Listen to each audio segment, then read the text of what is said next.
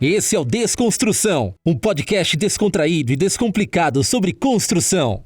Olá pessoal, começando mais um Desconstrução, podcast oficial da MC Bauchemy. É um podcast para a gente falar de maneira descontraída, descomplicada sobre temas da construção civil. Esse daqui já é o nosso 5º episódio, já falamos sobre saneamento, já falamos sobre revestimento de alto desempenho de concreto, já falamos também sobre restauro e recuperação de estruturas.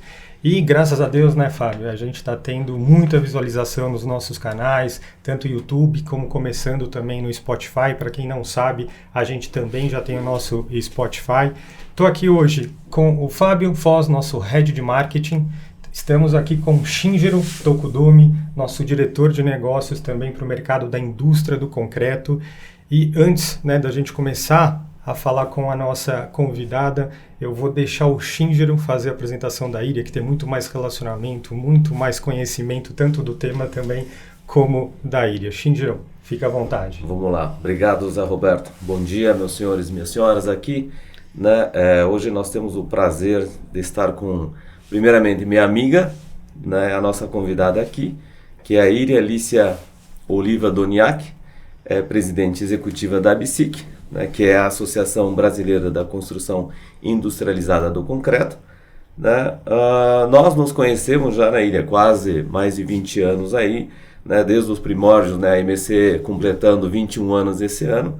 Né, a relação é bastante longa, né, e a gente teve a oportunidade um ao outro, né, tanto a ABSIC acompanhar o desenvolvimento da MC, como a MC também acompanhar a evolução, né, da ABSIC, e também profissionalmente a gente teve todo esse acompanhamento, né, Iria. Então é um prazer tê-la aqui, né, e a gente queria conhecer um pouquinho, né, apresentar um pouquinho quem é você, né, Iria. Então, né, por favor, né, coloca um pouquinho pra gente qual é a sua formação, né? Eu sei que você já fez engenharia, e por que engenharia, e a gente, né, pode discursar um pouco em cima disso daí.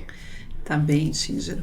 Inicialmente, eu gostaria de agradecer a MC Bauchemy por esse convite, né? Quando você fala desta história que acontece pelas idades, né?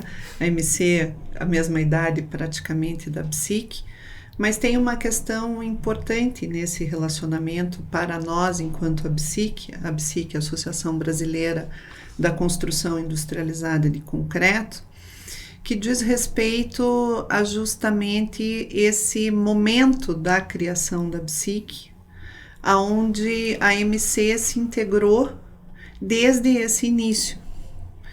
E tem compreendido como empresa associada nossa que é, a importância não só de estar dentro de uma entidade, contribuindo com a entidade financeiramente, mas efetivamente participando do desenvolvimento setorial. Uhum. Porque nós, enquanto ABSIC, quando criamos essa categoria que é sócio-colaborador, e o nome é sócio-colaborador, embora muitas vezes a gente se refira como fornecedor para diferenciar da indústria do pré-fabricado, que é o associado efetivo, mas esse nome colaborador diz muita coisa, né? Vocês têm sido colaboradores não somente com questões financeiras, que evidentemente são importantes, mas vocês têm estado presentes no dia a dia da entidade, né? E do setor, porque são os clientes de vocês, mas essa interface e esse saber como estar dentro da entidade sempre foi uma característica importante, e eu digo isso aqui na introdução, antes de me apresentar mesmo, já nesse agradecimento de termos tido como entidade, eu como pessoa, o convite de vocês para esse podcast. Poxa, né? Que muito nos honra também. Ficamos super felizes com o reconhecimento aí, né, dessa nossa participação, o quanto a gente, como é que se diz, a importância da gente dentro dessa cadeia aí que você reconheceu agora, né? Sim, de uma maneira geral, Shinjiro, os associados colaboradores são uma categoria para nós que são muito importantes, assim como os profissionais técnicos, porque a gente costuma dizer dentro da ABSIC que ninguém faz nada sozinho. Uhum. E nós somos uma cadeia produtiva, ao que pese ter a figura da empresa que é efetiva, porque é a natureza da associação, nós somos uma cadeia. E esse trabalho nosso é o que projeta o nosso desenvolvimento, né? E por isso, justamente, a importância dessa categoria colaborador na qual vocês estão inseridos, e por essa razão permite até que eu esteja aqui tendo esse diálogo com vocês, né? Sobre a Iria, né, que foi a tua pergunta. Bem, eu venho de uma família que não tinha ligação absolutamente nenhuma com a engenharia, né? Meu pai agropecuarista, né? Mas de um meio sempre inserida em um contexto sempre muito masculino, vamos dizer assim. E aprendendo a lidar com todos esses contextos. Por outro lado, eu era criada em uma escola de freiras, né? Onde, evidentemente, matemática, física, química não era a ênfase principal, né? Nós tínhamos muitas matérias adicionais importantes àquela época para a formação de uma mulher, como corte e costura, culinária, e outras que eram de importância para a proposta. E aí houve, no final da 8ª série, acaba essa escola, ainda quando era a 8ª série, ginásio, científico, a gente está falando dessa época, né? Todo mundo aqui passou só até a 8ª série, depois era o colegial. Então, a época, o científico que eu fiz, eu saio então de uma escola de freiras. E, naturalmente, quem saía dessa escola, a ideia era que fosse para lecionar, para ser professora e para alguma sequência desta natureza. E meu irmão, então, chega para o meu pai e diz, não, a Iria vai para tal escola. E meu pai acata isso. A minha mãe faleceu, eu tinha 10 anos de idade, né? Então, o meu irmão, eu tenho diferença para ele de 8 anos, para ele, 9 para minha irmã. E ele disse, olha, eu entendo que a Iria deve conhecer outras possibilidades, que não as que ela está conhecendo até aqui, e ela vai para essa escola. E eu vou para uma escola, então, que a média era 8, e que física, química e matemática era muito pesada. E entro, me deparo com aquela situação e fico simplesmente desesperada. No início, com muita raiva do meu irmão por aquilo tudo está acontecendo, né? Mas, enfim, e ele, muito inteligente, sempre me ensinou matemática. Ele queria que eu aprendesse matemática. Então, ele me ensinou matemática, descomplicou minha vida nessa área. E, naquela época, o científico tinha curso profissionalizante. E eu poderia escolher entre desenho técnico, laboratorista de geologia e química, técnica em química. E eu escolhi laboratorista de geologia.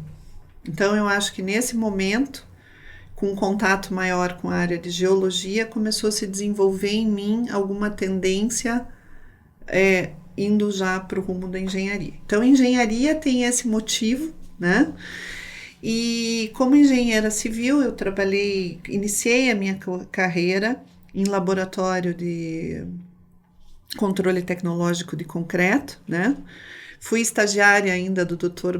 Dante Bianco, uma pessoa por quem, apesar de já ter nos deixado, eu nutro um respeito e um carinho enorme, né?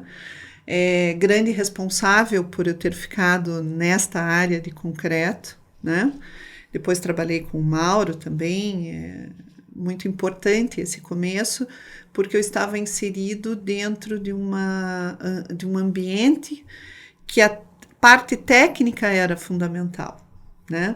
E eu me recordo até que a primeira vez que eu entrei para a entrevista com o Dr. Dante, me chamou a atenção a quantidade de materiais que ele tinha na sala dele, que tinha uma biblioteca, do ACI, da FIB, de entidades internacionais, pelo vínculo internacional que ele tinha tido, e eu olhava para aquilo tudo durante a entrevista e dizia assim, meu Deus, será que um dia eu vou fazer parte desse contexto, né? E é uma lembrança muito gostosa, porque foi uma introdução na engenharia do concreto, eu digo sempre, do jeito certo, no lugar certo, com a pessoa certa, né? Dali para frente eu tive alguns caminhos por concreto usinado, né? Nesse meio tempo conheço o Jorge Aoki, né? Também aí uma referência para nós, hoje Nascimento Itambé, que também foi uma sequência correta de aprender a engenharia do concreto, sempre com foco na tecnologia e na responsabilidade que ela representa, né? Porque esses profissionais que eu estou comentando, você sabe, né, Shinjiro, e vocês também, que eles eram referências nessa área. Trabalhando na usina de concreto, conheço outra pessoa para mim bastante importante, hoje também na Itambé, o Rafael Kuliski, que à época era assistente técnico da Votorantim e estava indo para a parte de fábrica, né, de obras, desenvolvimento de obras da indústria. E aí, então, ele me indica por esse nosso relacionamento para assumir o posto que era dele dentro da Votorantim, e eu começo a ter algum relacionamento com a Votorantim e da usina, que era a antiga Usimix, né? Eu passo a trabalhar na Votorantim, onde fiquei por 8 anos. Dentro da Votorantim, acabei agregando não só a função técnica, quanto era uma época de implementação de ISO 9000, fiz parte desse processo, depois me qualifiquei como auditora do BVQI, fiz muita auditoria para construção civil no país pelo BVQI, e decido por uma carreira solo de consultoria e de auditoria, então, em 97. Inicio e atuo nisso de 98 até 2000. E até 2000 não, de 98 na categoria até 2008. Foram 10 anos, né, de atuar em consultoria.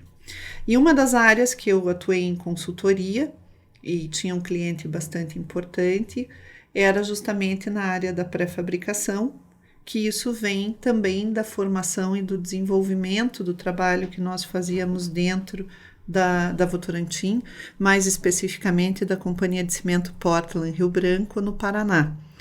Porque, como vocês sabem, eu sou curitibana, né? Paranaense, assim como você, Shinjiro. Somos paranaenses. E eu já há quase 15 anos passo a semana em São Paulo, mas sempre volto, né, para Curitiba, sempre que possível, nos finais de semana, onde é a minha residência oficial. Bom, então um pouquinho da história da minha carreira é essa. A BSIC nasce em 2001 por uma iniciativa da ABCP, que foi quando nasceram as entidades de sistemas construtivos à base de cimento, a própria ABDC, Bloco Brasil, a BSIC.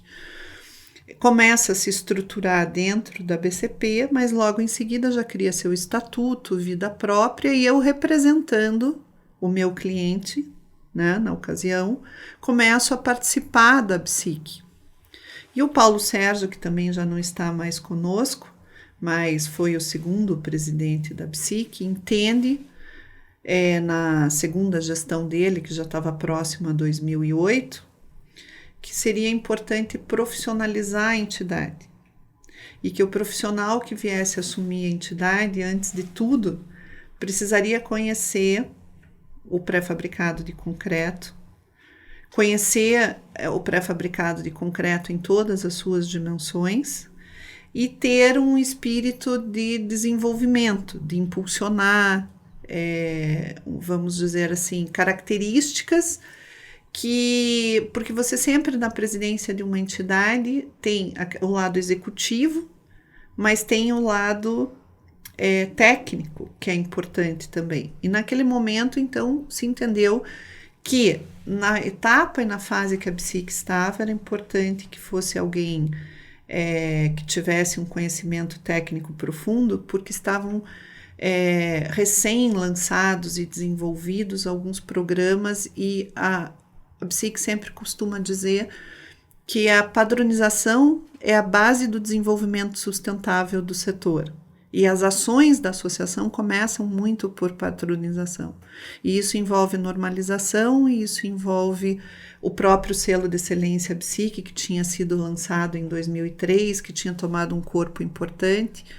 Então, alguém que conhecesse tecnicamente levaria isso muito a sério, e as questões executivas, isso viriam com o tempo, né? Apesar de eu ter, por atuado na indústria e tudo, claro, uma experiência profissional, eu não era uma profissional de economia nem de administração. Por intuição, creio que tenha feito um bom papel, mas tenho consciência que se eu tivesse o conhecimento técnico dessa área, eu poderia ter feito isso melhor. Por isso, recentemente, aí concluí também um MBA da Fundação Getúlio Vargas em Economia, com ênfase em relações institucionais e governamentais. E agora estou fazendo esse DBA com parceria com a Universidade de Bordeaux, justamente para tratar da questão organizacional e mais o aspecto de administração, que eu acho que isso complementa esse currículo e esse histórico, e afinal de contas a gente está aprendendo o tempo todo, né? Tem outros desafios aí pela frente e a gente precisa estar preparado. Iria, sem dúvida nenhuma, né? E aqui, né, a gente começa a entender que realmente ninguém se torna presidente de uma associação da noite para o dia, né? Tem um histórico por detrás, e você trouxe aqui, né, um ponto, Iria, né? O quanto uma pessoa referência, né, na época que você está estudando, está se formando, é importante, né? Porque a gente já se conhece, né? Já vou antecipar um pouquinho aqui, né? Que você já vem ocupando cargos, né, em associações internacionais, que é aquilo que você comentou. Puxa, vi aqueles livros, aquelas instituições internacionais que o Dr. Bianco participava, e disse assim, puxa, um dia será que participar desse ambiente? E tá aí, né? Conta um pouquinho pra gente também seus novos desafios que você vem encarando e colocando para si aí pra gente um pouquinho. Veja, Shinjiro, eu parei em um determinado momento, em relação ao que eu comentei do mestrado, do doutorado, eu parei em um determinado momento e entendi que eu precisaria, sim, de uma complementação acadêmica para tudo isso. Isso sempre tem aquela dúvida, né? Vamos para o lado da engenharia ou vamos para o outro lado? E por uma tendência natural desses últimos anos do trabalho da psique, eu entendi que eu poderia agregar mais valor seguindo essa sequência, não para o lado engenharia, mas sim para o lado economia, administração e todos esses aspectos. E aí teve uma razão bem importante que diz respeito à própria evolução nossa na FIB, né? A FIB é a Federação Internacional do Concreto, né?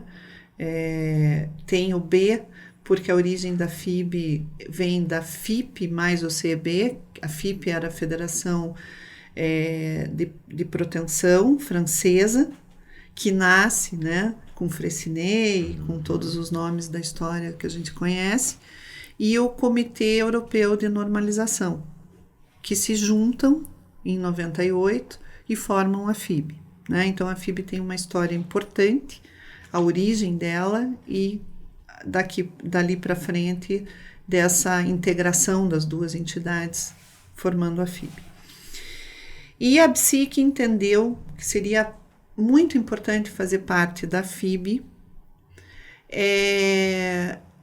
Isso, a gente está falando mais ou menos 2006, 2007, anterior à minha entrada ainda na psique, mas eu participei desse momento, porque participava da psique, ou com consultoria, ou representando cliente dentro do ambiente da associação.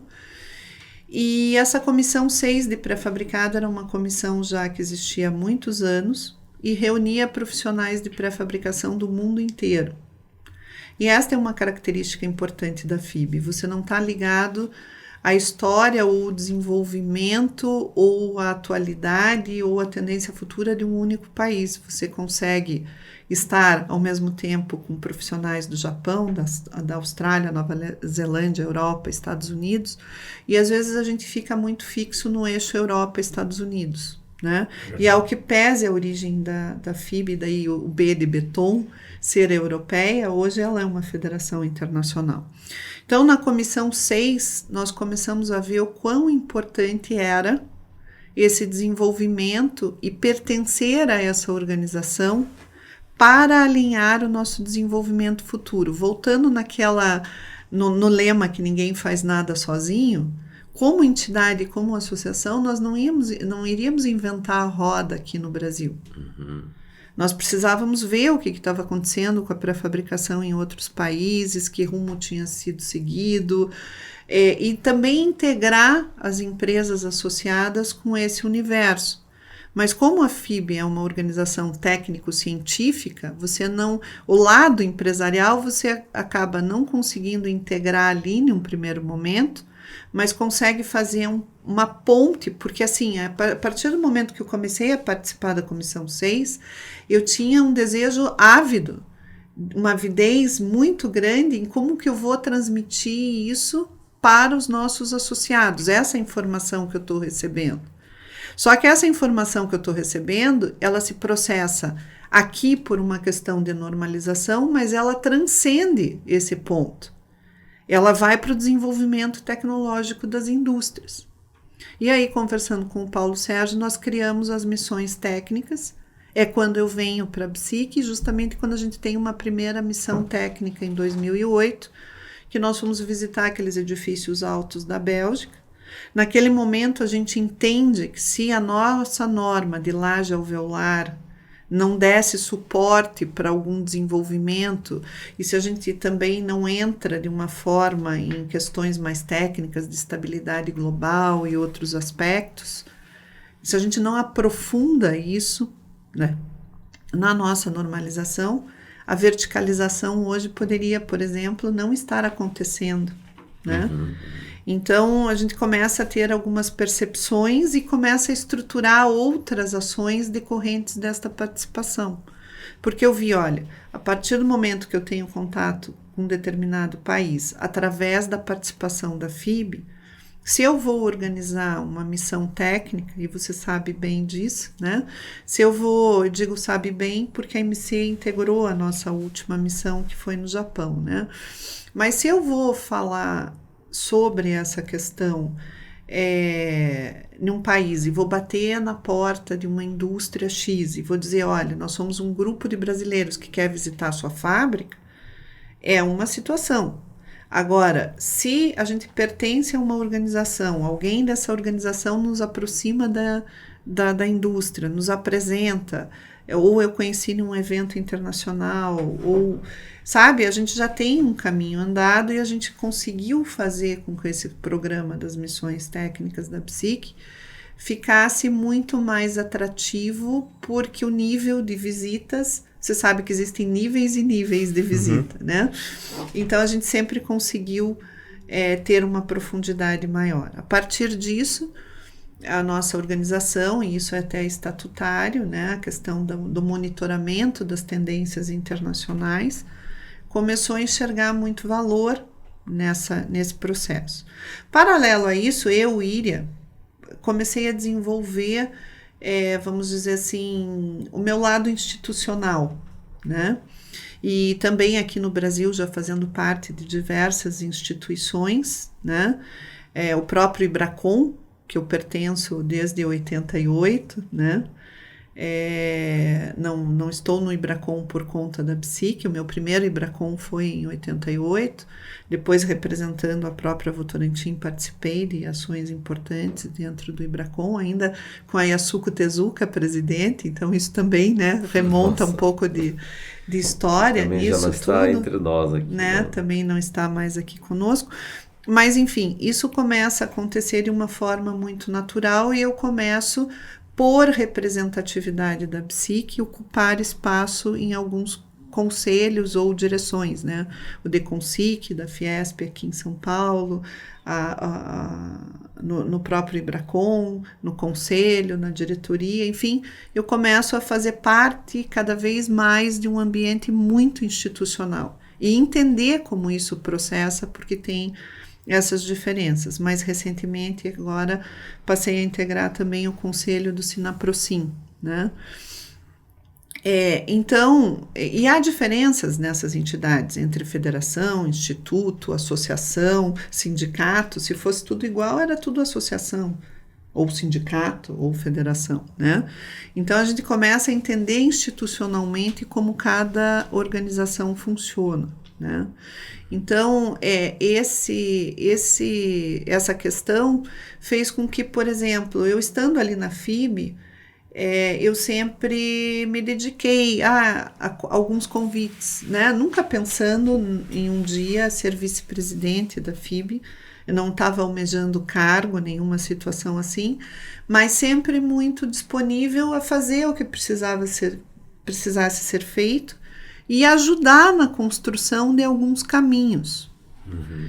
E creio, porque você vê aqui dentro de uma organização técnica científica, o background das pessoas que estão lá, quase todos são PhD, quase todos têm doutorado, nível de conhecimento técnico muito elevado, que evidentemente eu não tenho essas características.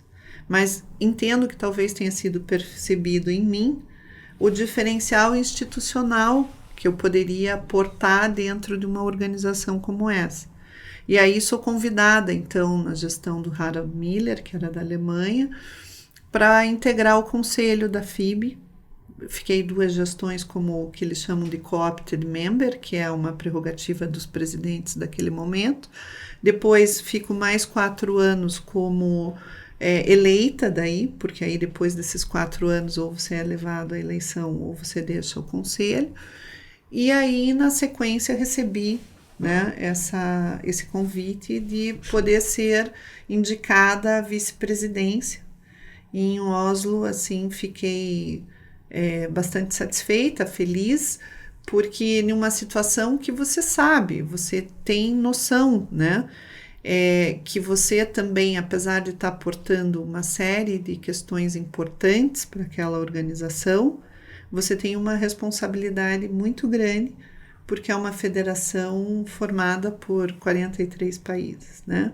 Então, esse é um grande desafio. Isso me motivou também muito a estudar organizações internacionais como aspecto relacionado também a essa questão do doutorado que eu comentei, né? Uhum. Sei que isso vai ser importante para a BSIC. E o que me motivou, porque eu vou te dizer assim, é um momento assim, que gera um impacto muito grande, né? Você receber aquela informação, aquele convite, e a primeira coisa que me veio à cabeça foi um senso de responsabilidade muito grande.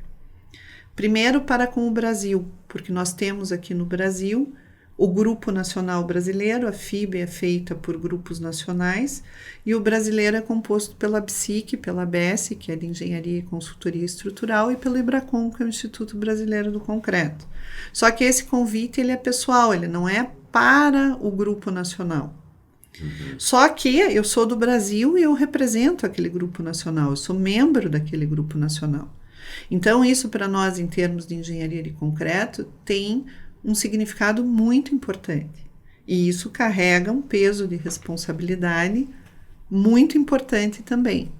E por outro lado, se tudo acontecer como deve acontecer, é claro que vai seguir alguns trâmites e tudo, futuramente eu possa vir a ser a presidente da FIB pelo caminho que a instituição leva, mas precisa ainda passar por trâmites legais e como toda instituição tem, assembleia e tudo isso.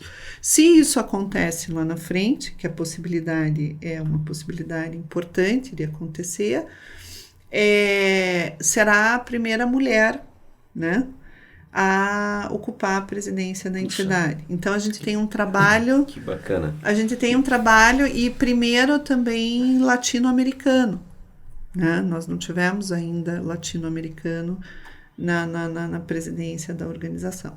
Então, tem 3 contextos dentro desse universo que são conceitos assim, muito importantes e que eu preciso realmente, nos próximos anos, me dedicar e estar preparada para isso tudo. Né? Realmente, só tenho a dizer parabéns. Né? Você citou um pouquinho, a minha falta de conhecimento técnico, pelo amor de Deus, né? Com anos de experiência. Não, é que realmente, né? Comparado com o background que tem ali dentro, isso já é o que ela aprendeu na relação institucional, de falar tanto da parte técnica, acho. Perfeito, e faz bem, porque outras coisas também você já sai na frente fazendo as atividades, né? Então, né, a gente pode até aqui começar a entrar um pouquinho mais, né, nas atividades aí, né, José, acho que eu, na verdade, achei interessante, porque eu acho que essa posição, esse convite, lógico, parabéns, a gente, como também brasileiro, engenheiro, fica muito contente. Lógico que tem a questão também da ilha, tem a questão da BSIC, das outras entidades, mas deve ter também, né, a importância do Brasil, né, que começa a ganhar força também nesse segmento aí do pré-fabricado, da pré-fabricação. Como que está o Brasil, Iria, do ponto de vista, né, quando a gente analisa lá fora, né, nessa questão da industrialização, na questão dos processos que você comentou, que é muito importante. A gente está chegando, né, é uma referência, de repente, na região aqui da América do Sul. Qual é esse posicionamento que a gente tem? Veja, eu costumo dizer que existe um antes da BSIC e um depois da BSIC. O antes da BSIC é bem importante porque é a história do pré-fabricado no Brasil, né? E é importante a gente entender que a gente não está falando de um sistema construtivo recente no país. A gente está falando de uma história de mais de 60 anos, né? Um dos grupos associados hoje, até que exerce a presidência do nosso Conselho Estratégico, está completando 64 anos. Né? Então, a pré-fabricação, na verdade, ela existe no país há mais de 60 anos. E ela veio sendo sustentada por o que a gente costuma chamar de ondas, né? E a primeira onda importante, e eu acho interessante no histórico da própria pré-fabricação, que uma das primeiras obras no país foi a Universidade de Brasília, com Oscar Niemeyer, né? Tem um vídeo que é o Lelé, né? Arquiteto importante, né? Ligado muito à industrialização também, filmando as pistas de proteção, que praticamente lá em Brasília eles construíram uma indústria dentro do canteiro para construir parte da Universidade de Brasília, que tem muito hoje de pré-fabricação, que vem deste conceito lá desde o início. Depois outras áreas e outras áreas mais novas, vamos dizer assim, da universidade adotaram a pré-fabricação. A gente sabe que o Brasil também é reconhecido internacionalmente como o país da engenharia de concreto, e isso vem muito por esses arquitetos, né? E um deles, como citei, a Universidade de Brasília e outros, né, que depois nós tivemos, que vem muito com o conceito de industrialização, e isso casa um pouco com os anos 70, milagre brasileiro.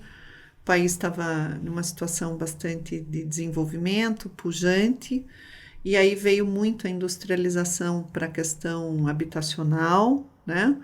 E se desenvolve muito a industrialização nesse período. Mais tarde, acontecem outros movimentos, por exemplo, a vinda das indústrias, das multinacionais para o Brasil. Então, chegava uma indústria aqui, por exemplo, uma Volvo queria construir sua fábrica, sua concessionária, e não queria construir de maneira convencional. Quando se deparavam, não, a indústria daqui 2 anos está pronta, não. Lá na Europa, a indústria em 6 meses está pronta. Eu quero construir assim. E esse movimento das indústrias se consolida muito aqui no Brasil. E traz muito a pré-fabricação em evidência neste segmento industrial, que aí acabou criando até uma imagem ruim da pré-fabricação. Pré-fabricada é para fazer caixote, né? Porque a própria indústria, naquela época, não tinha muito um apelo arquitetônico, sim, mas isso mudou muito. E creio que um dos grandes trabalhos que a BSIC faz no seu início, quando lança a primeira edição do Coletânea de Obras Brasileiras, é justamente demonstrar para a arquitetura todas as possibilidades que tem do uso da pré-fabricação em uma visão mais moderna, que acaba agora que já está... Hoje a gente já tem 10 anos depois muito mais coisa para mostrar, então por isso nós vamos lançar a 2ª edição do Coletânea de Obras Brasileiras. E aí vem depois um pouco do varejo.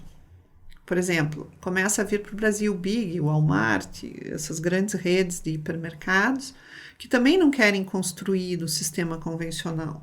Elas querem começar uma obra em agosto, para em outubro estar colocando gôndola e tem que inaugurar antes do final do ano, que é o grande momento de vendas. Então, a pré-fabricação acaba tendo, principalmente naquele conceito de empreendimentos, depois vem os shopping centers e tudo, do retorno rápido do investimento, ela começa a ter uma projeção muito importante. E aí a gente já está falando, quando vem as grandes redes, tudo, a gente já está dentro de um contexto entre anos 90, que é mais ou menos quando isso acontece. Aí tiveram ampliações de grandes universidades também e escolas, né? Que a pré-fabricação também teve uma participação importante nisso. E aí também já se forma a ABSIC, já se forma a associação, que justamente vê quais são as dificuldades, por que a gente não cresceu mais, quais são os nossos entraves. E a gente percebe que existe sim uma necessidade grande da padronização e da normalização, de uma atuação técnica, porque sem isso a gente não consegue crescer também. Sim. Mas paralelamente a isso a gente vê que em alguns momentos, nesse momento X, a arquitetura se afastou um pouquinho do sistema. Então, o que nós podemos fazer como entidade para trazer de novo essa visibilidade e que as fábricas evoluíram e que é possível se interagir com o arquiteto e com o projetista de estrutura. O prêmio depois, a ABSIC, nasce muito dentro desse contexto de integrar os projetistas com o sistema, né? E aí a ABSIC começa a fazer algumas ações importantes, e agora a gente vai falar um pouquinho da história depois da ABSIC. E a gente percebe também que, por exemplo, em relação à indústria automobilística e em relação ao agro, a parte de industrialização no universo da construção civil acabou ficando para trás. Isso porque também a construção civil era uma grande, e continua sendo uma grande empregadora, e assumiu a evasão do campo para a cidade, a construção civil, não a pré-fabricação, mas assumiu a responsabilidade dessa empregabilidade nas grandes cidades. E aí, erradamente, talvez certo para aquele momento, mas se criou um conceito de que a construção civil não necessariamente precisaria de mão de obra especializada. Dificuldade que a gente lida com ela até hoje, a gente, construção civil como um todo, sim, não a pré-fabricação. Mas isso gera alguns entraves, porque, por exemplo, tributação é um entrave. Nós temos incidência de ICMS, o que não acontece quando você executa a obra em loco, né? Então a gente tem uma diferença tributária que talvez em alguns empreendimentos onde o payback é mais importante e que se faz uma conta de custo-benefício não nos impacta tanto, mas numa questão, por exemplo, habitacional, que isso tem impacto, e o próprio sistema de financiamento habitacional hoje, quanto mais longa a execução da obra, melhor, né? Porque a gente está dentro de sistemas de financiamento de 36, 48 meses e às vezes até mais. Então, essas questões de tributação, modelos de financiamento, os órgãos públicos, por exemplo, que não têm modelos de licitação para sistemas construtivos industrializados dentro desse contexto, a gente acaba se deparando aí com alguns outros desafios e entraves que não são de ordem tecnológica, que a gente precisa sim ter as missões técnicas, a normalização em dia, o selo de excelência, as questões voltadas à qualidade, que isso sim faz parte do nosso escopo, monitorar tendências internacionais, tudo isso. Mas nós temos outros temas que são desafiadores e que nós precisamos atuar neles. E aí vem um pouco também da interface com outras entidades setoriais, e aí a gente começa a abrir muitas frentes e investir muito no relacionamento institucional e até entender como funcionam as outras partes da construção civil. Porque às vezes as entidades se voltam muito internamente para os seus assuntos e começam a falar consigo mesmas, né? Então não adianta a gente ficar debatendo essas questões o tempo inteiro dentro da nossa casa. E aí a gente precisa abrir um pouco esse contexto.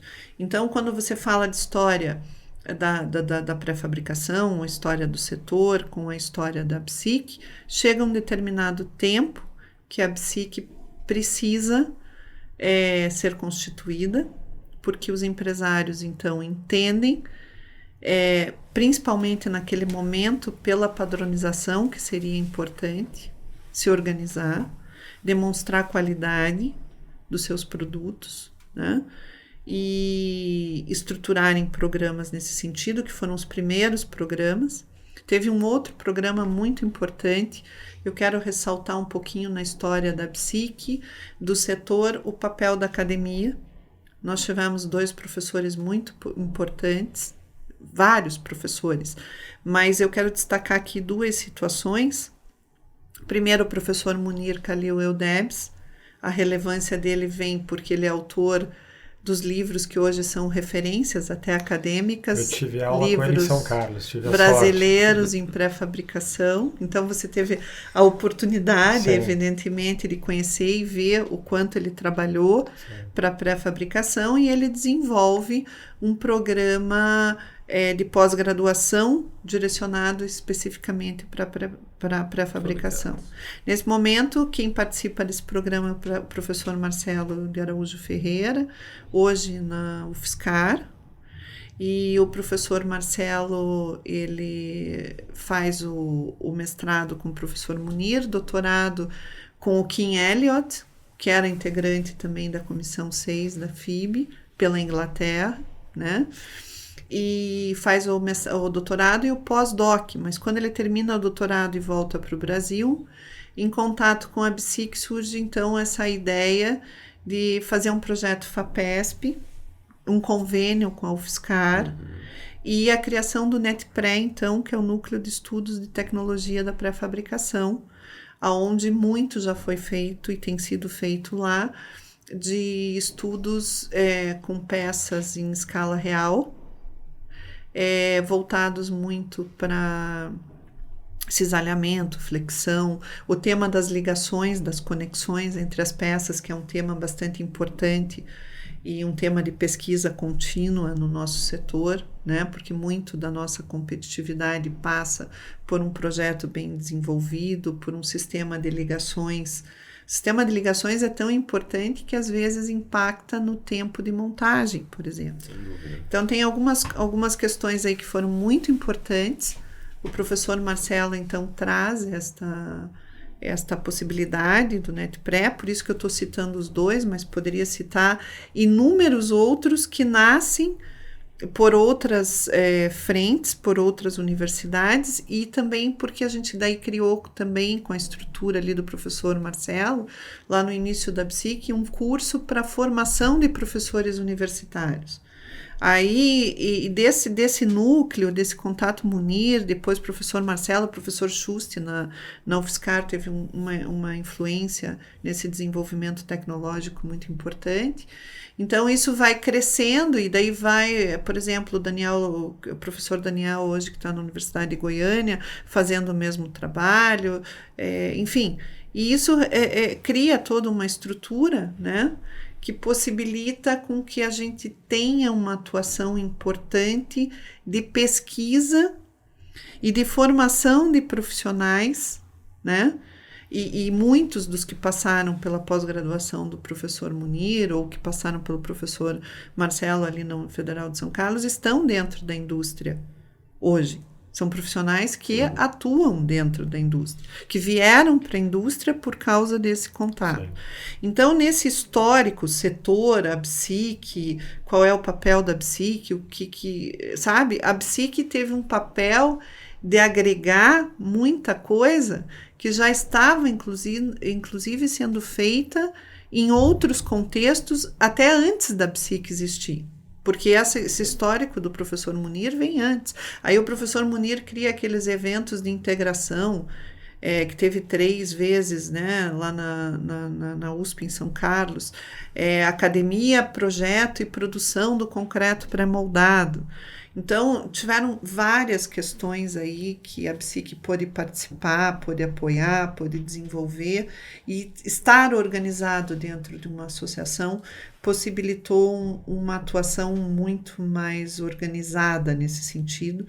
Foram muitas as ações feitas, mas tem muito mais a serem feitas, até porque a gente está em transformação, né?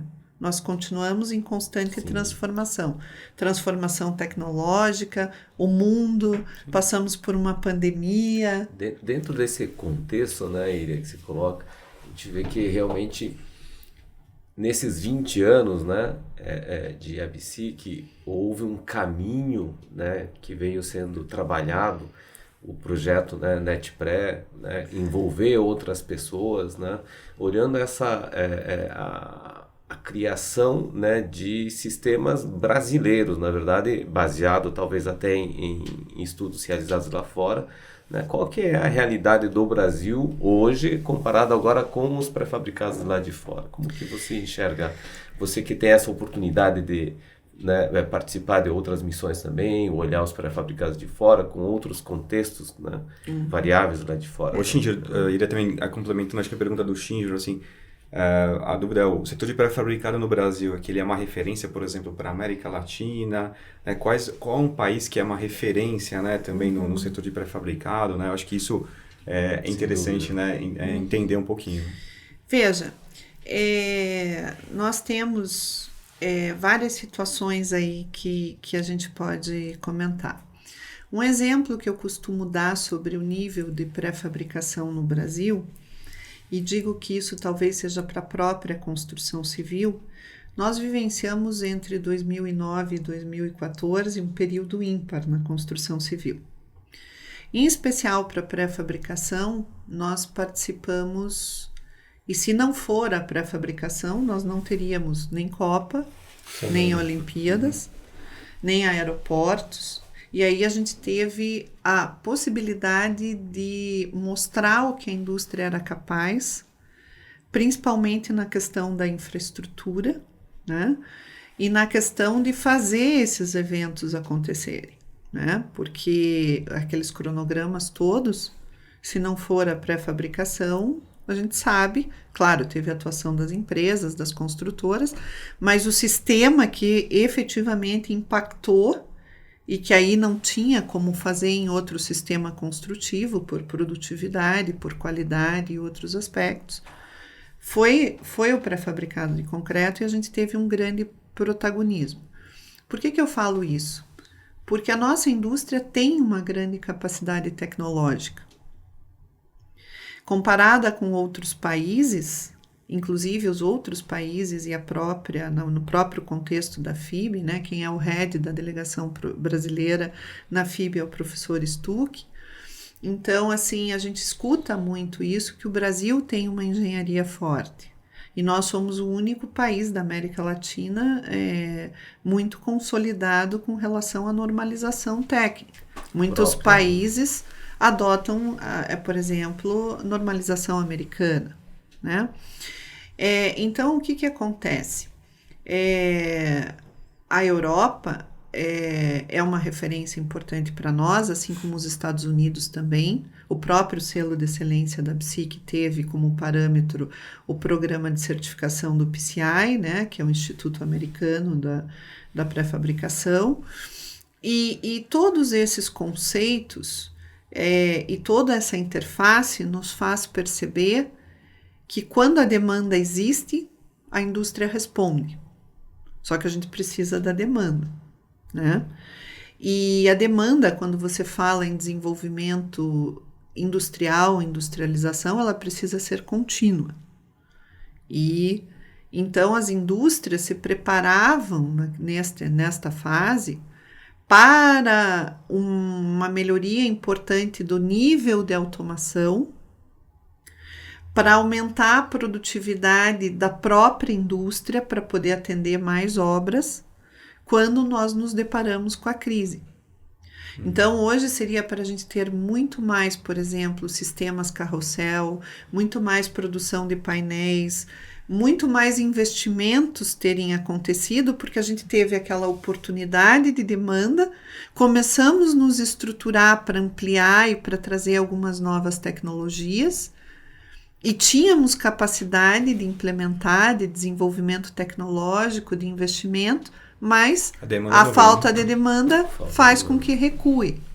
Então, hoje, quando você compara, por exemplo, a pré-fabricação no Brasil com a pré-fabricação em outros países, o nosso nível de automação de outros países aqui, os que são referenciais para industrialização, não estou falando de todos os países, basicamente alguns países europeus não vou citar quais para a gente não se alongar muito, mas basicamente alguns países europeus e o próprio Estados Unidos. O que acontece no Brasil? A nossa mão de obra, comparada com outros países, ainda é acessível, né? Uhum. Então, mesmo dentro da indústria, existem níveis distintos de automação.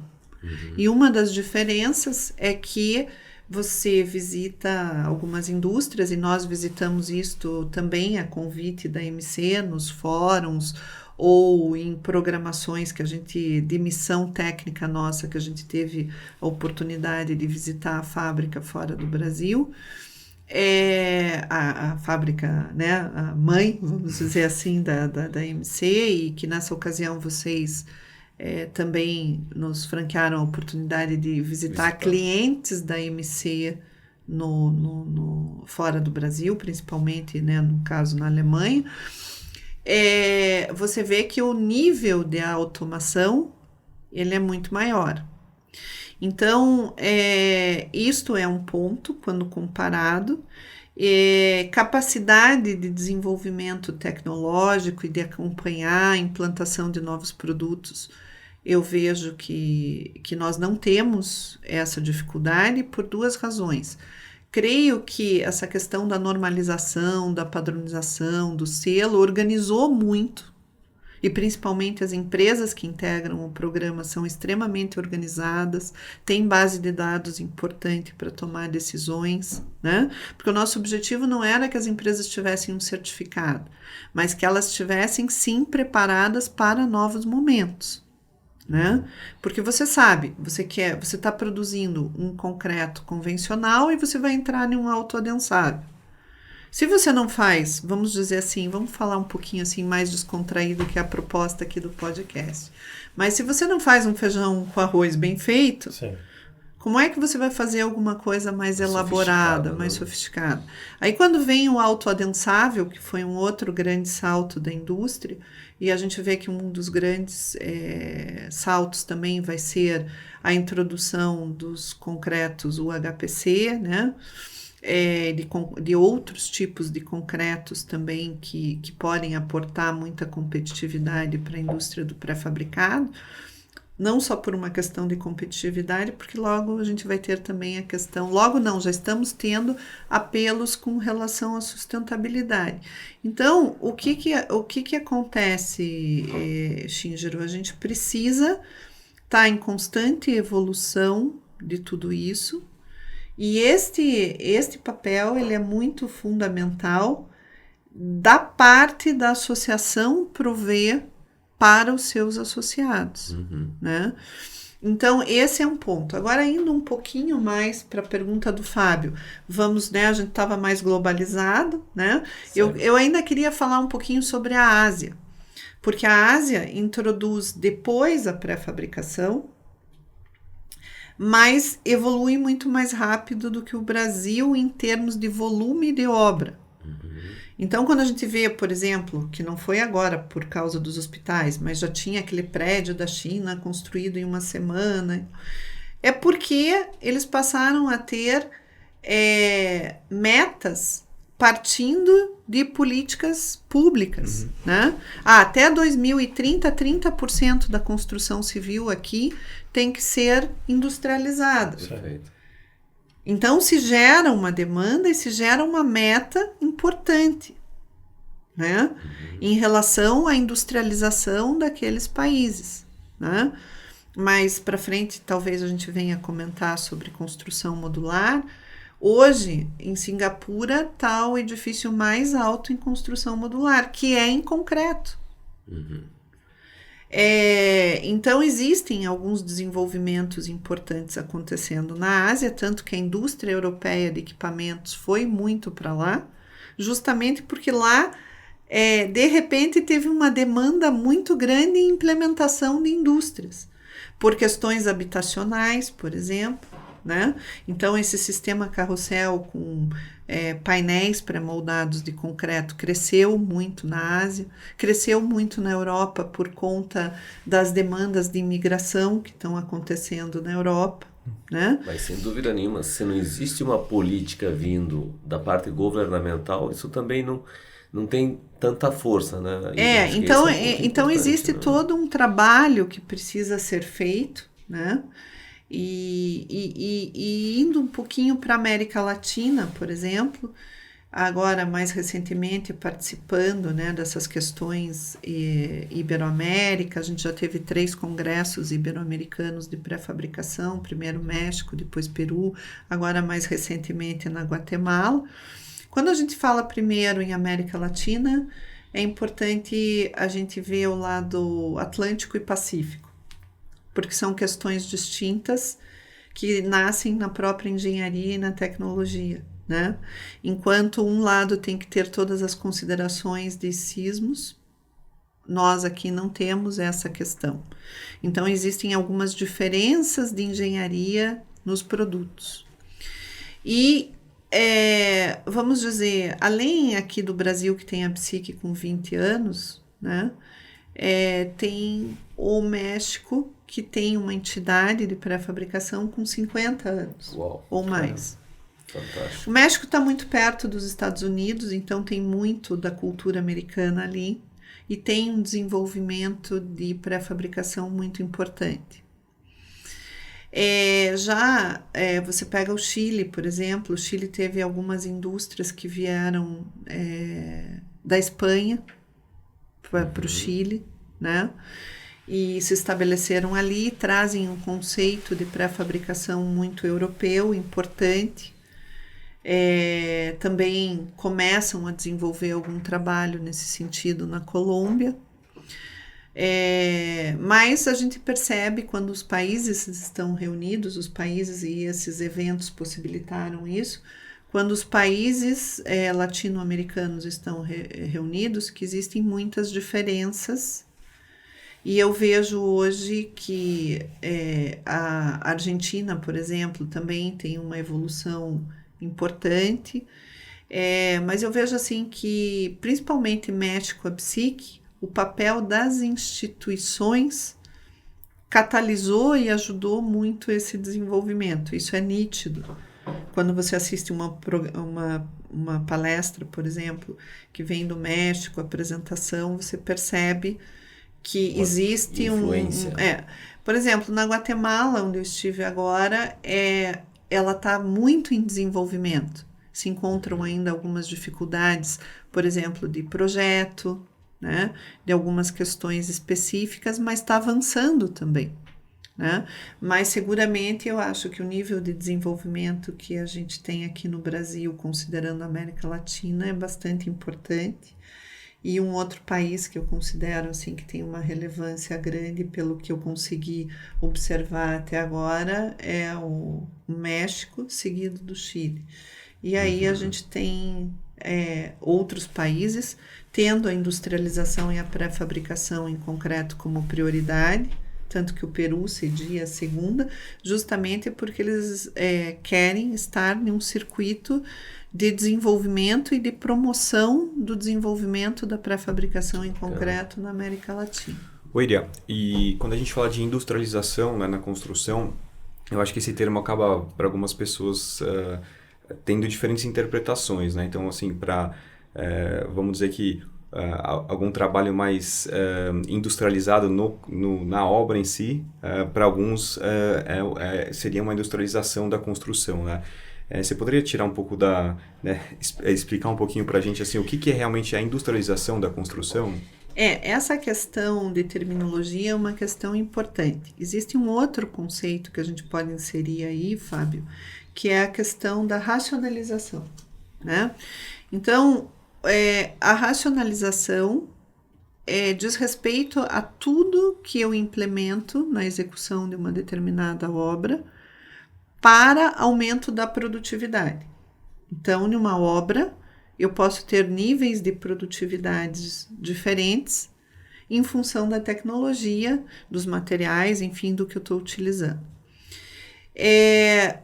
Se você, por exemplo, está executando do sistema 100% convencional, vou dar um exemplo aqui, você está chapando uma argamassa na parede, você decide que você vai projetar essa argamassa, você não vai mais fazer no sistema convencional. Evidentemente, tua produtividade vai aumentar. Você usa um produto industrializado, que é a argamassa industrializada, projetada, aumenta a produtividade, mas você continua executando aquela obra no canteiro. Você aumentou o nível de racionalização, mas você não industrializou. Perfeito. E você pode introduzir uma série de outras medidas e passar a ter um grau mais elevado de racionalização, mas sempre executando dentro do canteiro a atividade. Quando a gente tem falado em industrialização, nós estamos falando no conceito hoje que é muito moderno, mais do que industrialização, talvez, que a gente tenha ouvido muito, que às vezes me perguntam, Iria, qual é a diferença da industrialização e do off-site? Nenhuma, porque qual é o off-site? O off-site você tem a figura da indústria produzindo os componentes que vão ser montados no canteiro. Então, é esse conceito do canteiro estar sendo comparado com uma montadora de veículos, por exemplo, né? E aí você está trazendo, por exemplo, um painel pronto de dentro da indústria que só vai ser montado no canteiro de obras. Você não vai executar nenhuma das etapas de produzir aquele painel dentro do canteiro de obras. Você vai trazer ele de uma unidade fabril, de uma unidade industrial. Então, já entrando um pouquinho mais, né, Fábio, como você perguntou da industrialização, colocando esse contexto de racionalização, nós poderíamos dizer que a industrialização é o estágio mais elevado da industrialização. Quando eu consigo colocar isso para produzir na indústria e montar no canteiro, eu estou falando de um nível de racionalização máximo, vamos dizer assim. E aí também, hoje em dia, tem vindo muita terminologia, eu tenho sido muito perguntada sobre isso. Por exemplo, construção modular.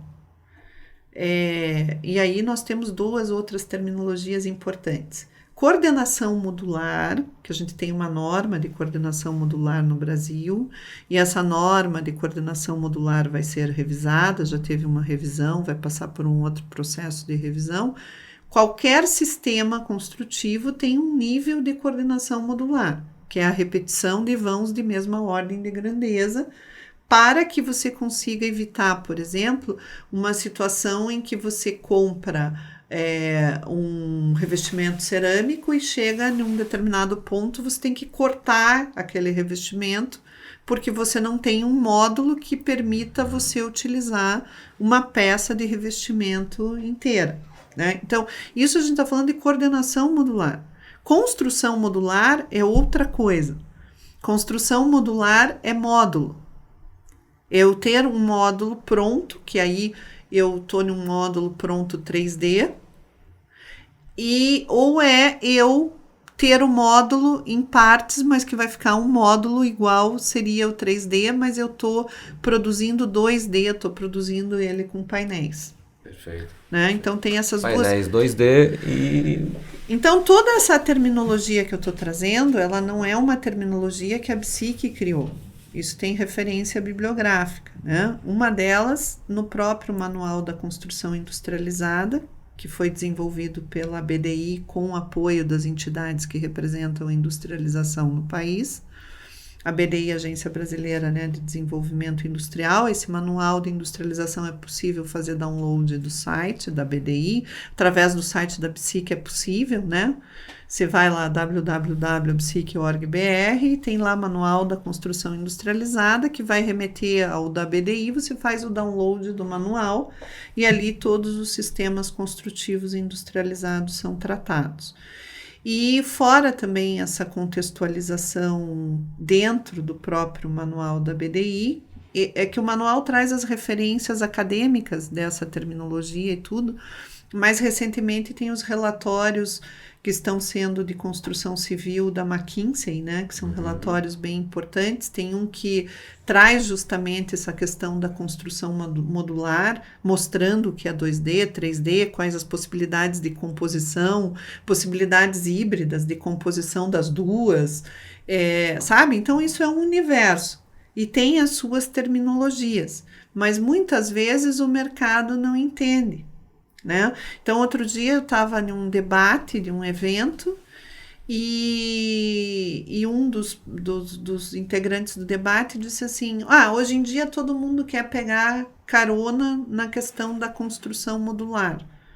Todo mundo quer dizer que tem construção modular. Estão dizendo até agora que painel é construção modular. Não é que estão dizendo que por conceito sabe? Só que aí dentro da construção modular tem 2D, 3D. Então, construção modular não é uma novidade no país se você remete a 2D e ao uso de painéis, por exemplo. Painéis é uma área que o Brasil pode avançar muito, falando em tendências de desenvolvimento da pré-fabricação. Acho que foi estagnada, creio que foi, não gosto de falar muito a palavra acho, mas creio que foi estagnada justamente pela falta da demanda, mas tendo um crescimento, acho que essa área de painéis deve se desenvolver e crescer muito no Brasil, porque painéis você vê muito, por exemplo, em outros países acontecendo. A própria questão da construção modular tem na Ásia um incentivo muito grande para ser desenvolvida.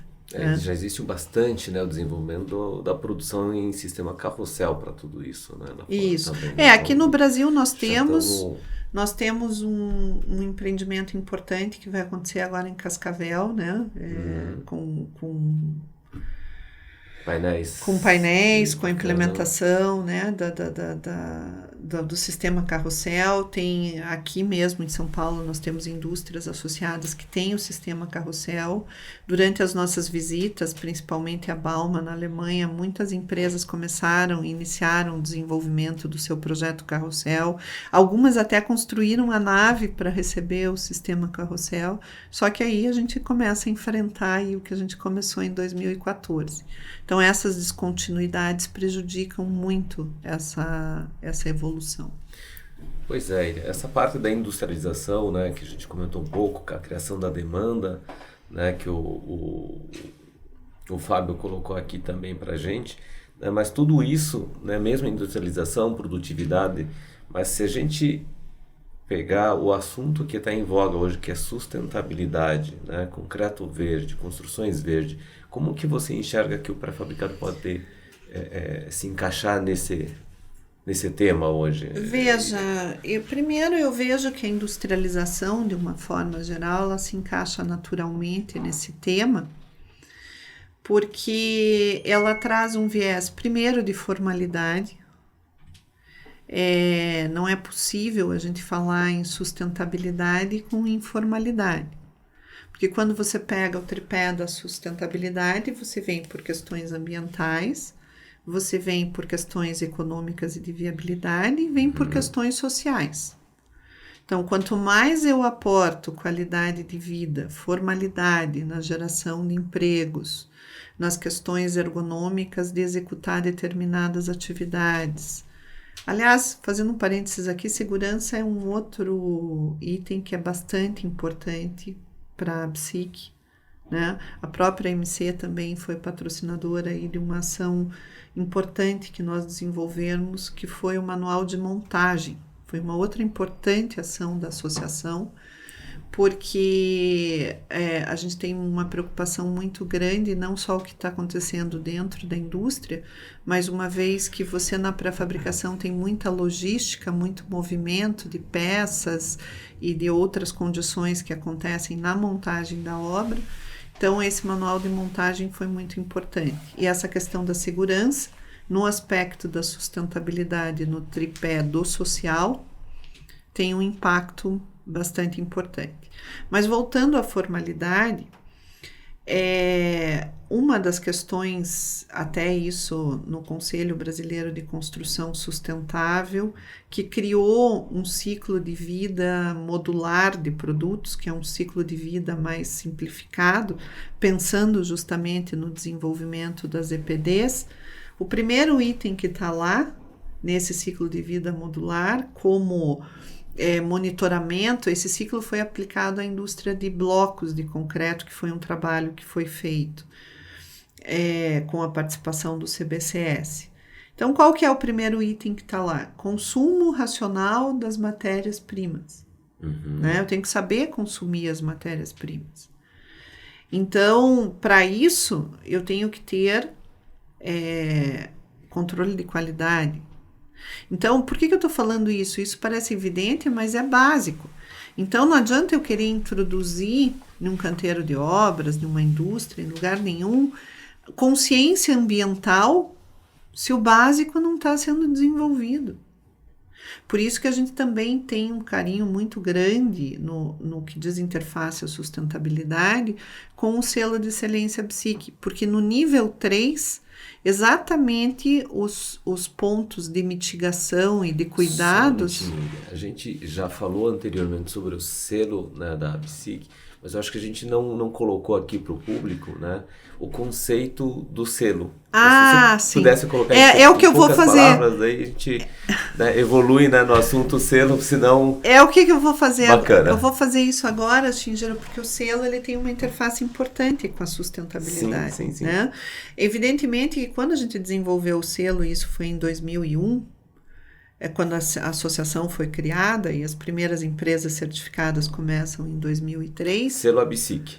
Selo de excelência BSIC. Selo de excelência BSIC. Primeiro, porque o nome excelência? Porque nós fizemos uma integração de norma técnica, das NRs, então a parte de segurança, e da questão ambiental, que na época a gente não pensava em sustentabilidade, em tudo isso que a gente está pensando agora, mas já tinha ISO 14000. Então, no nível 3, como é que a gente conseguiria fazer com que as indústrias que estivessem neste nível começassem a introduzir conceitos voltados à questão ambiental, como uma plataforma de 14000, não como uma plataforma de metas para sustentabilidade. Mas isso nos ajudou muito agora a entender uma série de outros requisitos que nós vamos ter para frente. Então, isso que eu queria falar para vocês. Quando vem esse ciclo de vida modular, que daí já estamos falando de sustentabilidade, de análise de ciclo de vida, porque a gente precisa da análise do ciclo de vida para poder desenvolver as declarações ambientais de produto, precisa tudo isso. Mas quando a gente fala em mitigação lá no nível 3 do selo, o selo é em níveis 1, 2, 3. O que a gente quer? Que as empresas cumpram norma e cuidem do mínimo relacionado à questão de segurança. Nível 2, a gente sai de um conceito de controle de qualidade e entra num nível de garantia de qualidade, traz muitos conceitos da ISO 9000 para dentro, mas ele tem os requisitos que a indústria tem que cumprir certinhos, ele não é como uma norma genérica que fica na interpretação do auditor o que ele vai verificar. A gente relacionou o que precisa ser verificado. Esses documentos todos em certificação no nosso site podem ser acessados, todas as normas, como funciona, quais os requisitos, tudo está lá. E aí no nível 3 a gente coloca um diferencial que é a questão ambiental. Então hoje as empresas que têm o nível 3, elas têm já uma estrutura formada pró essa questão ambiental, porque lá o que a gente coloca? Exatamente os mesmos pontos que o CBCS levantou, que é o consumo racional de materiais, que já vem Porque se você já está no nível 1, nível 2, atendendo todos os critérios técnicos e de controle de qualidade, de garantia de qualidade, evidentemente você tem um consumo racional de matéria-prima. Aí a questão de energia, né? Redução de impactos em relação ao consumo de energia, o outro ponto. Aí o outro ponto que vem é a água. A energia se diz no sentido de cura térmica, tudo que envolve velocidade de produção também, né? Tudo que envolve consumo energético. Perfeito. Né? Então as empresas têm que ter uma estratégia de como tratar com esses temas. Água, destinação de resíduos e emissão de CO2. Então esses 5 parâmetros estão lá no selo de excelência BSIC, que não vem por uma origem de conceitos de sustentabilidade, de tudo isso, porque em 2003 a gente não estava nessa pegada de carbono, tudo isso, mas vem lá da estruturação justamente da ISO 14. O que da ISO 14000 a gente pode trazer para dentro da indústria, que pode nos ajudar a criar uma consciência. É claro que o nível 3 do selo não faz com que a empresa tenha o ciclo de vida traçado e tampouco o EPD, mas já existe um embrião ali dessa questão ambiental, justamente porque o que o selo exige no nível 3 é que os seus funcionários estejam treinados também para esta consciência e que a empresa tenha algum plano de mitigação dos impactos causados por estes itens. Certo? Então, o que eu quero dizer para vocês, que também comecei falando assim, aí acabei entrando no selo, que de uma forma mais ampla, a industrialização é um pouco que inerente a esses conceitos todos, de indústria 4.0, de sustentabilidade. Se a gente pegar o próprio uso do concreto autoadensável, por exemplo, aonde primeiro ele tem o seu impacto. Tem o seu impacto no país, se desenvolveu e tudo. Porque o ambiente da indústria possibilita esse ajuste, vamos dizer assim, a tudo isso mais rápido. E a gente vai enfrentar como país, no contexto da construção civil, uma questão assim bem importante, porque o nosso nível de industrialização é baixo, e não só o nível de industrialização, a maneira como a gente constrói no Brasil, se você pegar do volume total de tudo que é construído hoje no Brasil, pega mesmo o que é feito em canteiro e tem concreto usinado, pega o que é industrializado e o que é feito dentro da autoconstrução, por exemplo. Então, como é que a gente faz eu estou dizendo aqui como construção civil, não como industrialização, como pré-fabricação. Nós vamos ter que ter estratégias de como a construção civil reduz o impacto para contribuir com as metas que o Brasil vai ter que ter em relação a 2030, 2050, né? 2030 para ter uma prévia, para não deixar, para monitorar tudo, chegar em 2050 não tiver um patamar intermediário, vai chegar em 2050 e não cumprir o meta. Né, você coloca que tem um desafio importante dentro de pré-fabricado, sim, mas dentro da importância do volume, né, da construção, né, informal, muitas vezes, né, que a gente tem, o desafio está muito mais também lá fora, né, dentro desse volume que não é a industrialização. Né? Sim, nós como a BSIC, assim, se você perguntar especialmente como que o setor pensa, como o setor se posiciona, o que o setor está fazendo em relação à sustentabilidade. Nós, nesse momento, estamos em desenvolvimento da revisão do nosso planejamento estratégico. Nós tivemos um em 2015, era para ter sido revisado em 2020. Por questões óbvias da pandemia, a gente deu uma segurada, porque até a própria pandemia poderia impactar em algumas decisões. E aí, então, postergamos um pouquinho, estamos revisando aí com 7 e não com 5 anos, como era o nosso projeto inicial. E então nós estamos debatendo algumas questões E dentro dessa de monitorar tendências internacionais, eu também tenho estado em contato com outras entidades de pré-fabricação, principalmente na Europa, né? E também os Estados Unidos, que através do PCI também tem se posicionado em relação a isso. Nós temos que pensar como atividade setorial nesse momento, e temos que também trazer aqui um outro contexto importante. Nós temos no Brasil o IBRACON, que é o Instituto Brasileiro do Concreto, que é uma organização técnico-científica de concreto no país, onde o material concreto está sendo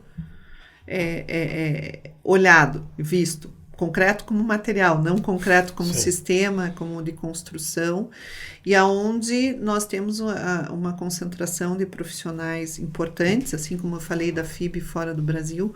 Agora eu quero falar da importância que o IBRACON tem para nós, a BSIC é associada à mantenedora do Instituto, e nós temos lá o CT 304, que é o comitê justamente de pré-fabricação, que é um comitê misto, IBRACON e ABSIC. Agora vamos lançar aí no congresso vamos ter também o seminário, e é a primeira publicação conjunta nossa, com a participação importante da ABS, porque a nossa norma de pré-fabricado envolve projeto, produção e montagem. Então, nessa ação igual tem a 6118, a norma comentada, nós vamos lançar a 9062 comentada. E o CT 304 vai precisar ter outras atividades futuras, porque a ideia é que um comitê técnico não pare. Então, nós pretendemos que a próxima discussão nossa, dentro desse comitê, nós temos algumas propostas do próximo item de pauta. Uma questão bem importante na sustentabilidade é a questão da circularidade, né? Que é um outro tema que está em pauta, o reuso. Quando acaba o ciclo de vida de uma edificação, o que acontece com aquela edificação? Ela é demolida, ela é reaproveitada em outro uso, como isso acontece? Então, aí nós temos algumas frentes de sustentabilidade importante. Essa questão que eu comentei com vocês, uma segunda questão que é quais são os limites do ciclo de vida para um determinado produto de concreto. Na Europa, por exemplo, desde 2011, eles começaram a trabalhar em uma norma destinada ao ciclo de vida aos produtos de concreto. Então, por isso que muitas indústrias na Europa já têm as suas EPDs implementadas. E começaram esse processo de implementação, eu estou falando aí de 2017, né? 5 anos atrás, e de uma normalização que foi trabalhada com antecedência. Então, eu preciso, dentro deste universo do Comitê Técnico do IBRACON, uma vez que nós não temos uma norma no Brasil aqui para isso, a gente analisar algum ciclo de vida proposto em outros países, e talvez essa norma seja uma referência importante, para que eu possa desenvolver com o setor lá na frente a questão das declarações ambientais de produto. Mas aonde que isso vai se processar e ser validado tecnicamente? Eu não posso, como a BSIC, nós não podemos, como a BSIC, nós mesmos fazermos a proposta, validarmos a proposta e dizer, ok, a gente vai andar dessa maneira e é assim que é, e está aqui a nossa EPD. Tem que ter outros stakeholders participando desse processo todo, né? E aí a gente vai para a área de inteligência do concreto, aonde o IBRACON para nós tem um peso bastante importante, né? Às vezes, os assuntos se tratam em alguns momentos de uma ordem técnico-científica, envolve muito academia, envolve isso, envolve aquilo, mas é necessário que tenha uma organização que faça isso. E eu acho a gente falou aí anteriormente que o Brasil é o país das estruturas de concreto, né? O IBRACON está fazendo 50 anos, o tema do congresso em Brasília vai ser sustentabilidade, né? E a nossa presença lá, e nesse tema, e nesse debate, o presidente da FIB vai estar aqui, de outras organizações também. A gente vai ter a oportunidade lá de ouvir keynotes desde FIB, RILEM, ACI, né? A gente vai ter ali todo de 3 organizações internacionais, 3 visões complementares. Eu acho que elas não vão nem ser diferentes, mas elas vão ser complementares acerca da sustentabilidade, né? Então eu queria trazer um pouquinho dessa importância, e aí eu já consigo colocar para vocês essas questões internas. Tem a questão da circularidade, tem a questão do ciclo de vida e da IPD, porque nós, isoladamente como pré-fabricado, nós não vamos puxar o tema da sustentabilidade, nós vamos ser parte deles e vamos ter que nos apresentar com os nossos dados e com as nossas referências. E aí tem um terceiro ponto, que é a interface do quanto a industrialização impacta nos processos de certificação das edificações. Por exemplo, um LEED. Qual é o impacto de um sistema ser industrializado? A gente sabe que esses processos de certificação, no ciclo de vida da obra, eles impactam muito mais na fase de uso da edificação. Porque é no uso da edificação que eu vou poder reduzir consumo de água, isso tudo. E que o impacto é menor na fase de execução da edificação. Mas existe sim um impacto importante, e que já é percebido que quando você trabalha com sistemas construtivos industrializados, você consegue uma pontuação melhor em relação a outras formas de construção. Então, tem várias frentes que precisam ser tratadas. Sim. Nós temos um DNA importante, um embrião importante que vem ali do selo de excelência BSIC, que é uma cultura que a gente já foi procurando ao longo do tempo induzir ao setor, né? Evidentemente que aquelas indústrias que aderiram ao programa, as indústrias que estão avançadas no programa, vão ter muito mais facilidade de absorver e compreender esse momento, né?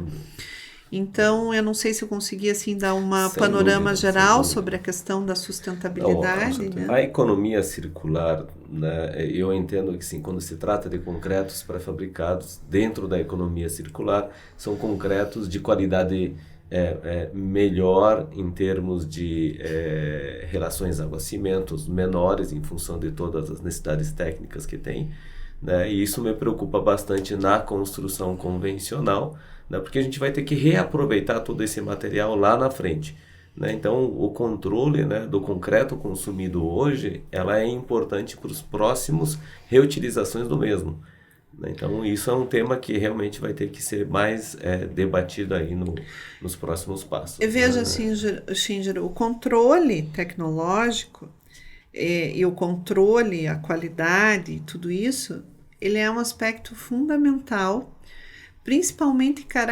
considerando que a grande vantagem de você construir com um material concreto, e aí eu não estou falando só pré-fabricado ou usinado, não estou querendo separar, estou querendo falar do material concreto. Uhum. A grande vantagem do concreto é a durabilidade, né? Sem dúvida. Então, se nós cuidarmos do quesito, resistência, claro, indiscutível, mas se a durabilidade, a gente passou muitos anos discutindo durabilidade, depois veio para a vida útil, teve uma época da nossa história que o foco muito grande era resistência, depois veio para a durabilidade, depois veio para a vida útil. Mas se você pegar o cerne do que você pode numa construção em concreto, aportar a ciclo de vida, tudo isso reside no fator durabilidade. Eu tenho uma pergunta, estou tentando me colocar um pouco no papel da construtora que faz prédio residencial e comercial. A gente falou muito da questão da geração da demanda. Começou, de repente, com a necessidade de atender aqueles clientes que vinham para o Brasil, as multinacionais, como você falou, que queriam as construções mais rápidas em pré-fabricação. Passamos também por aquele boom de 2009 a 2014, que tiveram vários estádios, até para necessidade de prazo, também pela pré-fabricação. Só que a gente tem aquele maior volume, que é aquela geração de demanda dos residenciais e comerciais. Vou tirar um pouco o shopping, né? Estou falando do prédio onde eu moro, onde você mora. O quão distante, né? Lógico, a gente coloca a durabilidade prazo, até a qualidade também, que você consegue controlar melhor, né, na pré-fabricação, penso eu, do que no concreto moldado em loco. Mas o quão distante essas construtoras estão de se fazer prédios, né, com uma pré-fabricação maior? Lógico que um ou outro já faz, às vezes maiores vãos por conta também da proteção, tudo, mas olhando, né, o arroz com feijão que a gente comentou, o quão distante eles estão e qual o principal entrave. Pelo que eu vi, não é mais projeto. A gente já tem muita gente já dimensionando. Você comentou da questão do imposto. Também que veja, esses desafios que eu te comentei, tributário, financiamento, eles impactam diretamente no residencial. A gente não tem nenhum sistema tributário, nenhum sistema de financiamento que induzem a industrialização. Tá. Né? Por que eu vou acelerar o processo de construir se o meu sistema de financiamento é um sistema de longo prazo? Se eu estou em um produto, vamos pegar e falar de uma construção habitacional de cunho social. Se eu estou dentro de um Minha Casa Minha Vida, que hoje não é Minha Casa Minha Vida, é Casa Verde e Amarela, né? Eu sempre costumo falar os dois nomes do programa, porque às vezes se fala a pessoa acha que é outro programa, né? Não é o mesmo, né? O Minha Casa Minha Vida, que depois, dentro do governo atual, passou a ser Casa Verde e Amarela. Mas eu tenho determinados tetos, eu tenho determinados valores, e conversando com um construtor que executa muito Minha Casa Minha Vida recentemente, ele comentou, ele disse, olha, Irene, num empreendimento como esse, um prego se tiver diferença de custo, impacta, porque é muito enxuto. Então, quando você fala de em torno de 8%, se você pegar o diagnóstico que o GT Construção Industrializada, que nasceu lá no pitch da CEBIC em 2009, quando a CEBIC levantou quais eram os desafios para a construção civil modernizar no país, um dos itens era a tributação da industrialização. Ali nasce um GT Construção Industrializada, formado pelas entidades que representam sistemas produzidos industrialmente, sistemas construtivos montados em canteiro, que a gente já falou aí da questão da industrialização, né, Fábio, do off-site. E esse grupo vem militando de lá até aqui em várias ações específicas, né? Então, desde 2009... não a BSIC isoladamente, porque essa questão da industrialização, ela tem interface com a construção metálica, ela tem interface com o drywall, ela tem interface conosco da área de concreto, tem com steel framing, tem com wood framing, tem com todos os outros sistemas, né? Então, a gente tem um grupo GT Construção Industrializada, que nós militamos pró-industrialização da construção do país, né? E isso não visa dizer, não, a industrialização é a saída e a solução para todas as demandas. Não é. A construção convencional vai continuar existindo, precisa existir com um nível de racionalização mais elevada, e é importante e vai se comunicar com os sistemas construtivos industrializados. Muitas vezes nós vamos ter obras que são um grande mix de sistemas, né? Eu estava falando de edifício comercial, deixa eu trazer aqui um exemplo recente. As últimas 3 torres do Parque das Cidades são pré-fabricadas, os 5 subsolos integralmente pré-fabricados. Aliás, essa é uma outra versatilidade da pré-fabricação. Eu posso ter o subsolo pré-fabricado, a torre convencional, com laje alveolar, não com a laje feita no local, enfim... Mas esse empreendimento que eu estou falando, que são as 3 torres ali que foram construídas pela Matec, você tem viga pré-fabricada protendida, que veio da indústria. Você tem isso acima do subsolo, 5 subsolos integralmente pré-fabricados. Aí ali para cima você tem laje alveolar, tem viga protendida, pré-fabricada, e os pilares moldados em loco, e o núcleo rígido do edifício com forma trepante. Então você veja, em alguns pontos, não do edifício, mas das áreas de convivência, você tem construção metálica. Então, esse é um outro conceito que vem, por exemplo, da arquitetura contemporânea. A arquitetura contemporânea, cada vez ela vai ser mais exigida, porque ela não projeta mais só por requisitos que eram dos projetos anteriormente. Ela tem que considerar, e mesmo isso também o pessoal da engenharia estrutural, requisitos de desempenho e requisitos de sustentabilidade. Integrar isso, usar o BIM. Sim. Então, a nossa maneira de projetar mudou. Essa questão do BIM, ela também é bastante importante aqui no Brasil, né? O próprio governo tem investido através da BDI, do próprio BIM Fórum Brasil e tudo, essa questão do Building Information Modeling e das novas formas e dos impactos da construção civil, elas têm sido também um tema constante para o próprio governo, né? Sim. Não parece, mas o tempo passou bastante já, a gente vai falando de temas interessantes, Iria. Tem alguma coisa que de repente faltou, que você gostaria de deixar uma mensagem, seja, né, para a indústria da pré-fabricação, para os associados da BSIC, que acho que é uma coisa legal de ser abordado? Antes, eu só queria citar esse programa recente Construa Brasil, que quando eu falei com o BIM, sobre o BIM, eu estava pensando justamente na questão da digitalização, certo, que mudou muito e vai mudar ainda mais, né?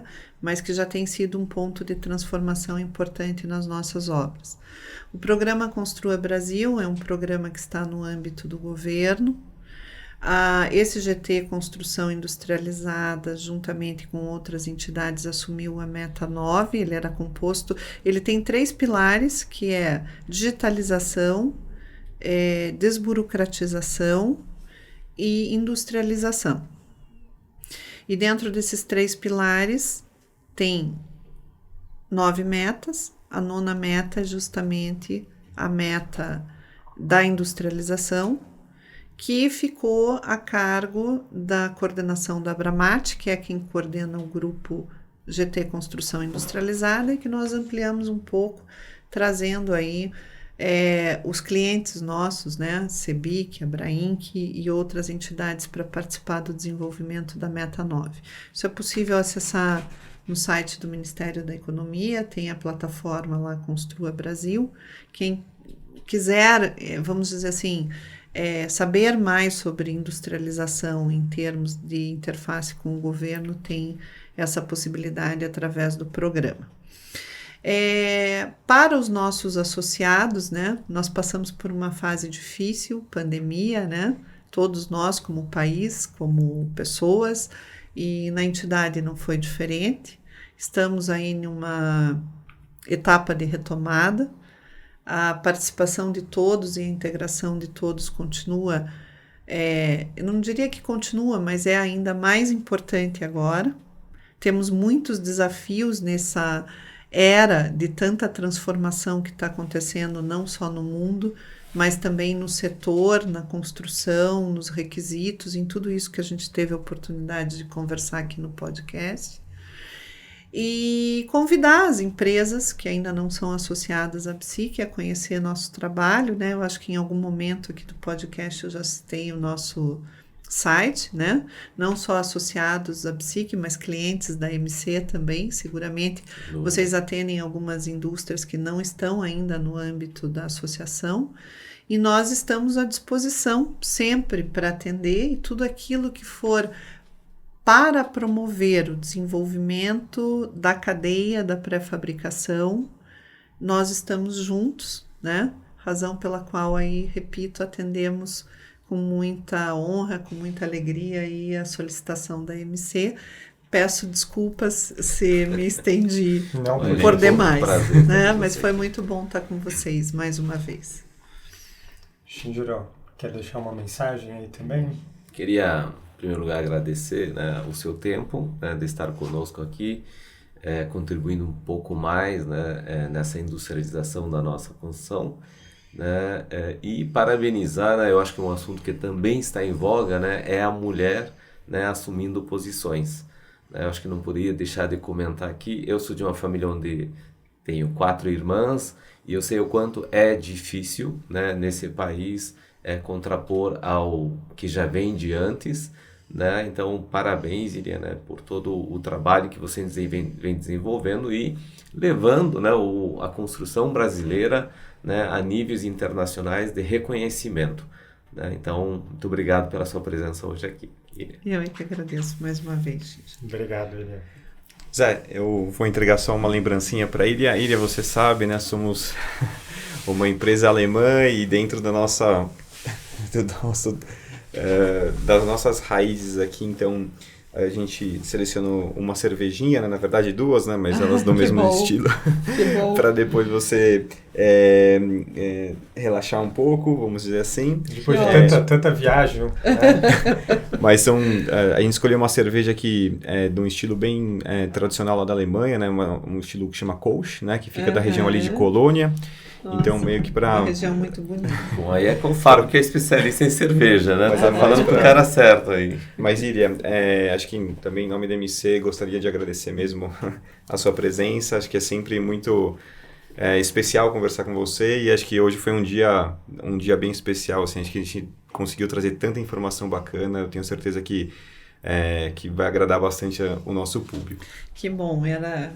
atender a essa expectativa, né, não a nossa interna aqui, mas de quem nos ouve, é sem dúvida algo bastante importante, né, e trazer essa... Eu vejo hoje que com tanta novidade, a grande dificuldade muitas vezes é estarmos na mesma página, né, porque a velocidade com que as coisas estão acontecendo, ela é muito grande, né, é muita coisa, é muita informação. E também a velocidade com que a gente tem acesso a tudo isso, né? E tem muitos outros temas que a gente sabe que poderiam estar aqui hoje, né?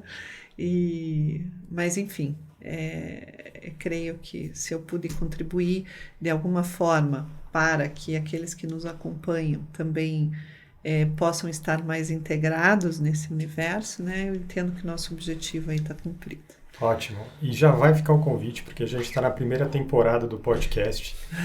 E a gente vai ter a segunda, a terceira e por aí vai. E deve, por aí, quando você assumir a presidência da FIB, vai ter um outro convite também. Já fica um convite para você voltar com a gente. Eu só preciso... a questão de assumir a presidência da FIB, eu preciso primeiro assumir a vice-presidência. Sim. Tenho 2 anos de vice-presidência pela frente, né? E isso deve acontecer lá para frente. Eu nunca gosto de afirmar essas coisas, porque existem trâmites que são necessários, né? Legais até e tudo. Apesar de a gente saber que é assim que acontece, naturalmente, porque eu já vou estar sendo preparada para essa etapa. Mas, e a gente mesmo, né? Depois de ter passado por uma pandemia, às vezes a gente para e pensa, né? Não adianta a gente querer... a gente fala muito sobre a questão também do planejamento antifrágil, né? Às vezes a gente acha que tudo vai acontecer como a gente planeja e lá na frente, por alguma razão que ninguém sabe ou ninguém poderia, né? Assim, literalmente o futuro a Deus pertence, né? Sim, vamos confiar aí que tudo aconteça dessa forma, né? Perfeito. Bom. Mas legal, acho que, de novo, obrigado a todo mundo que nos escutou, nos assistiu até aqui. Acho que convidar todo mundo para se inscrever e assinar o podcast lá no Spotify, né? Então, procurar por Desconstrução, né? Não sei de onde cada um está escutando o podcast aqui, mas assinar lá lá no Spotify. Você pode conferir os outros episódios antigos ali e também acessar nosso canal no YouTube, né? Tem uma playlist dedicada para todos os outros episódios. Se você gostou, também não deixa de avaliar o podcast, não deixa de indicar também para outras pessoas, né? Então, aqui, nossa ideia é levar um conteúdo de uma maneira... com bastante conteúdo relacionado ao mercado da construção, de uma maneira mais leve, e tentar levar, como falei, bastante informação relevante no nosso mercado. Então, por favor, não deixem de indicar para outras pessoas. Então, muito obrigado a todos que nos assistiram até agora.